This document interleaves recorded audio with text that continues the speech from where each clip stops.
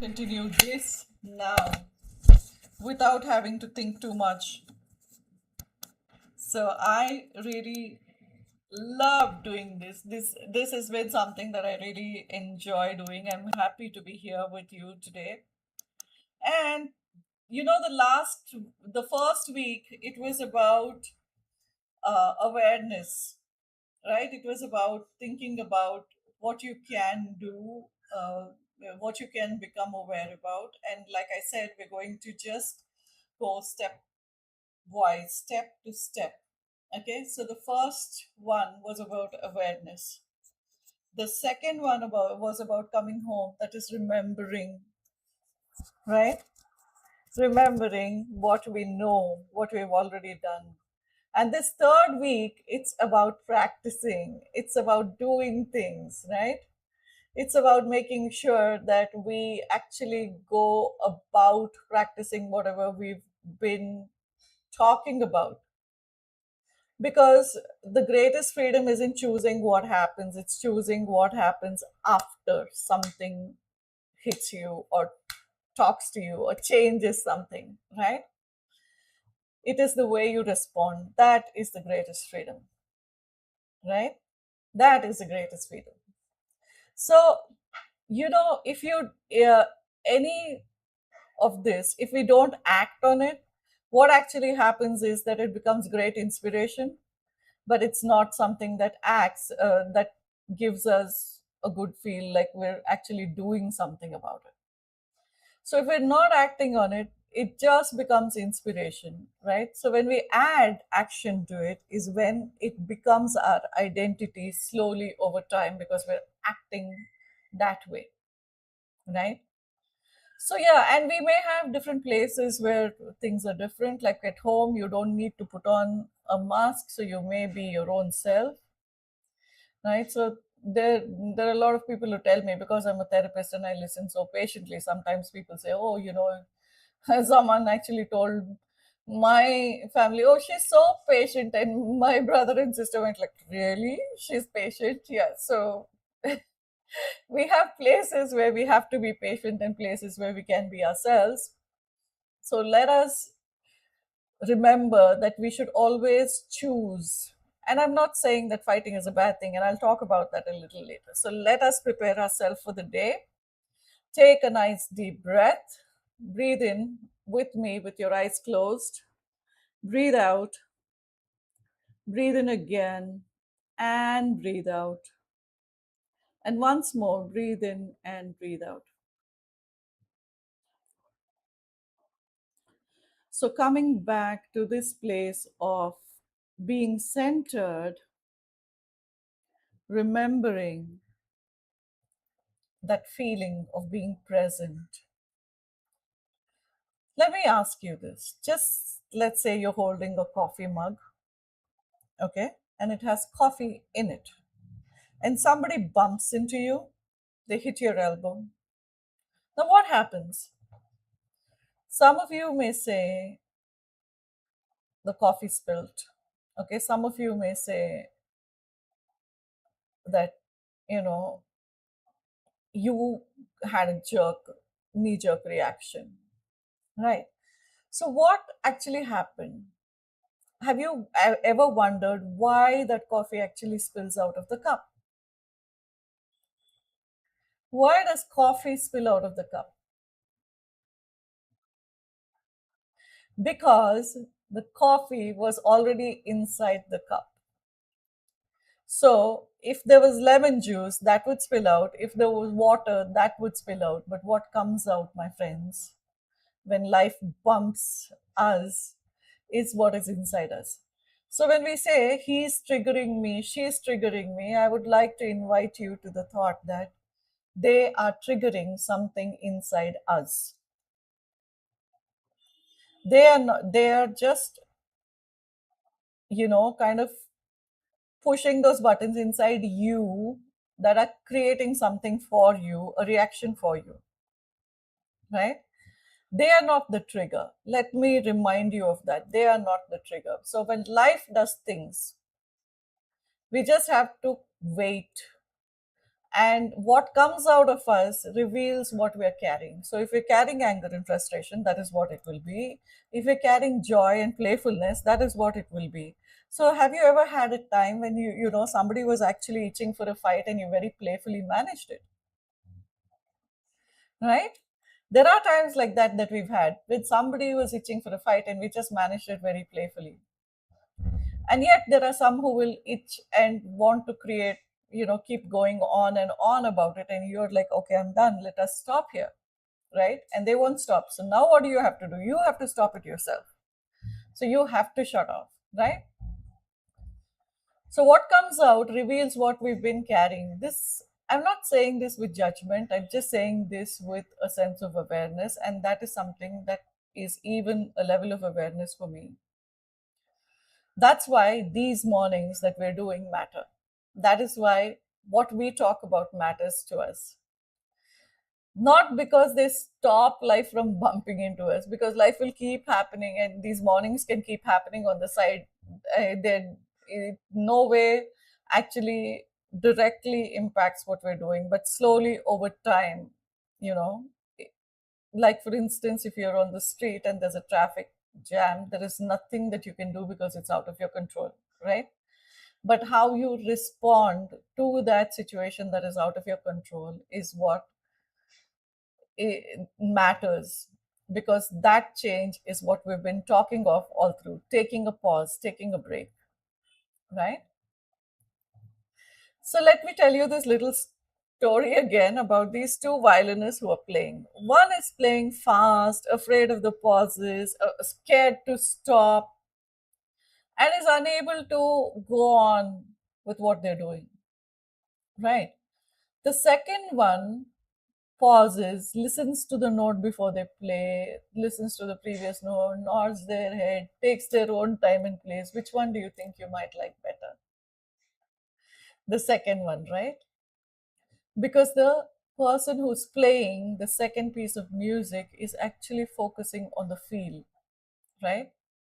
You definitely prefer the second performance because there are breaks, and when there's a break, you actually enjoy the notes. Otherwise, it becomes a little jarring, right? So, life is like that music. The quality of our lives depends on the pauses that we take, the moments that we have in between life happening and our response. So, life is happening, and here's our response, and this space in between, that space is actually the quality of our life, right? Sorry. So, yesterday someone could have interrupted you, tomorrow somebody will disagree with you or fight with you about something. Someone will give you a lecture when you don't want it. Later today, something won't go according to your plan, maybe, and hopefully not, but I'm just saying.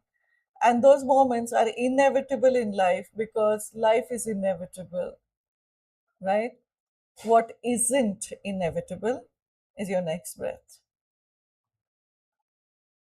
how you take it, right? Unless you leave it to be inevitable and you just leave it to be a process. What isn't inevitable is your next breath and how you take it, whether you take a deep breath like that or you take a shallow breath and you get into that argument is the difference. Okay? So, reaction happens very fast. Response is intentional, it takes time, right? So, let's ask ourselves, how can I stop reacting and stop responding? So reaction always asks, how can I protect myself? Response always asks, who do I want to be in that moment? Who do I want to be? Right? That question changes everything, you know. So that brings the awareness of how do I want these people to see me? Let's say you're a manager somewhere, okay, in a company, and you want your team to think that, okay, I'm a very poised person, then the way you will react is being poised, right? That is what you will put out there, right? So that is how we do this. Now, sometimes what happens is we tend to choose the first feeling that comes to us. Never do that. Wait. Wait. Wait it out. Don't choose the first feeling. Wait it out and choose what comes after. Okay? Choose what comes after. That is real empowerment to yourself. That is real compassion to yourself. Now, I would like for you to do a little visualization along with me. So close your eyes.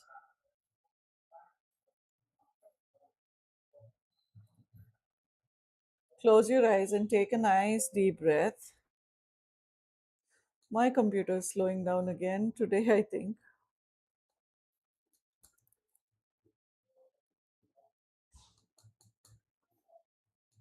Close your eyes and take a nice slow breath.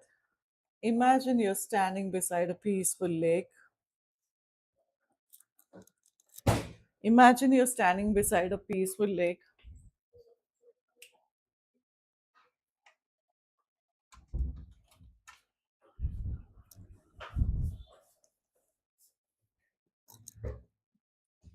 and you're watching the sunrise. The water is perfectly still. Now imagine somebody gently throws a pebble into the lake.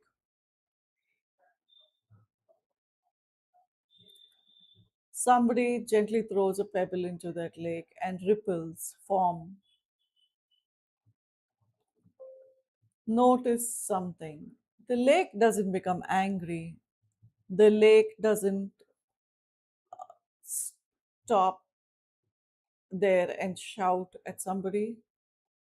What the lake does is let that pebble settle to the base of the river, that is the lake or the lake bed, right? Now notice something. It's not angry, it doesn't chase the pebble, it simply allows the ripples to form and then it slowly returns to stillness. It slowly returns to stillness. Now imagine a recent moment that unsettled you.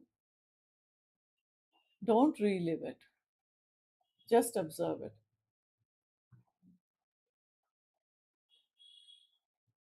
Notice the first feeling. It may be frustration, maybe disappointment, maybe even fear.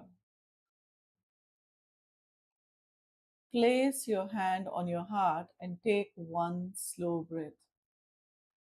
Now imagine creating one tiny space. You can use your hands to create that tiny space. You create a space between these things. And between the feeling, that first reaction that you had, and what you're about to do next, is this space that is filled with light. It's calm, it's spacious. Now, inside that space, ask yourself, who do I want to be? What do I want to say?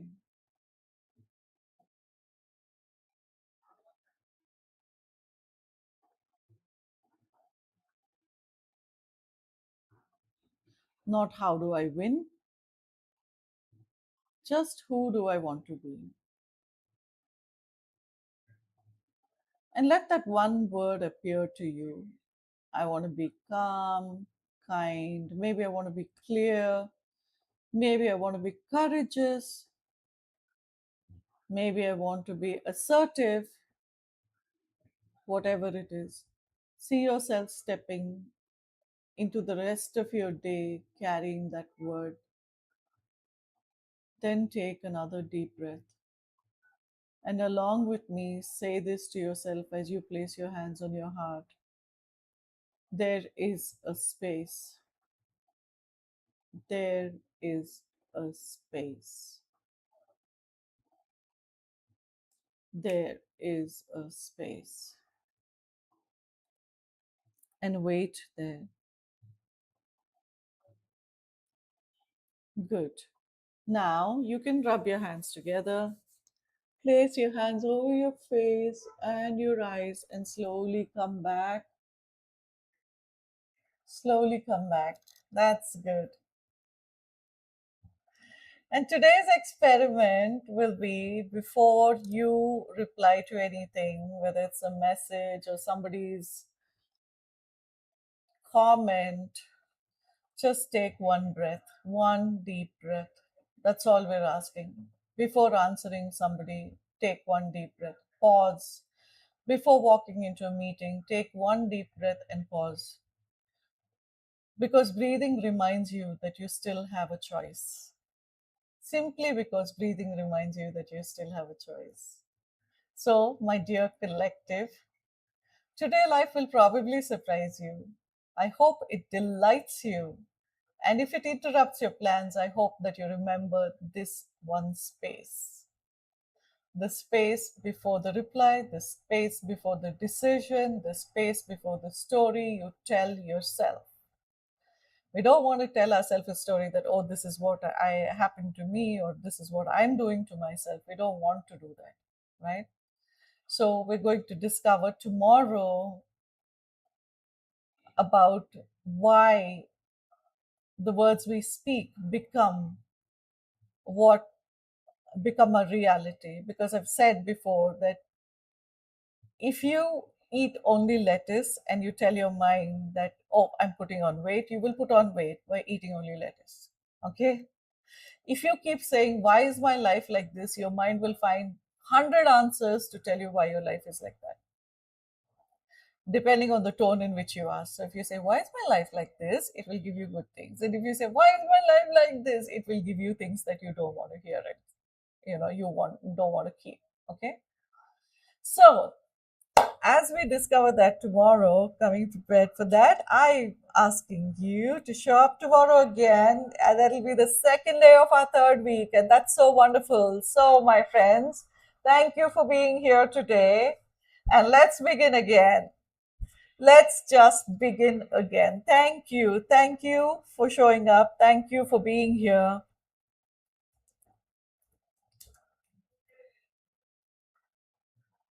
Let's begin again.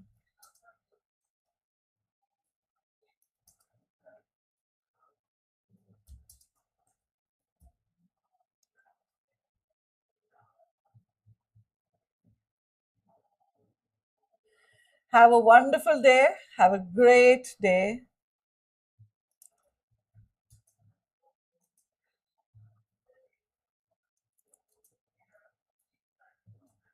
See you. Have a wonderful day. We meet tomorrow again on day 2 of week 3. Wonderful. See you soon. Bye.